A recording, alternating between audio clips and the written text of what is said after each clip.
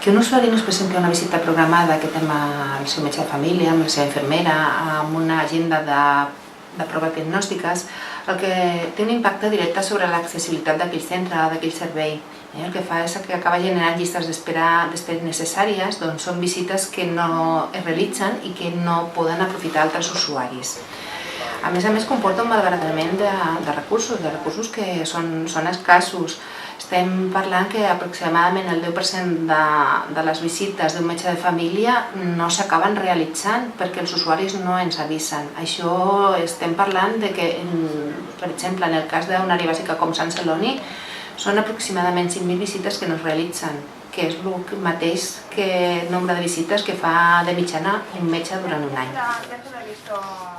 Analitzant aquestes dades, vam plantejar que havíem de fer alguna cosa i el que vam fer va ser diferents accions. Vam plantejar de fer diferents accions. El primer que vam fer va ser analitzar totes les dades i a partir d'aquí unes accions informatives de cara a la població. Vam fer un enviament d'un mail genèric a tota la població assignada en els centres de Sant Celoni i Llinars. Van fer també posar cartelleria als centres i a les pantalles informatives. Van contactar amb els mitjans de comunicació locals per fer difusió de que faríem una intervenció i a més intentar conscienciar la població de la importància que té, no de que no es presentin, perquè un usuari té dret a no poder venir, sinó que ens han d'avisar, a corresponsabilitzar en la sostenibilitat del sistema. I també a partir d'aquí hi ha unes mesures més directes a cada usuari absentista. O sigui, el que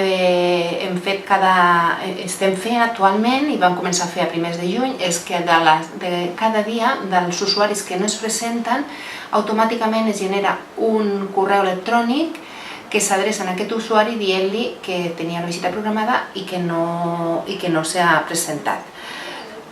Prèvia a la visita també fem recordatoris. També als usuaris que ens han donat el permís per rebre missatges a través del seu mòbil o a través del correu electrònic, els enviem un missatge recordatori que tenen una visita programada per l'endemà.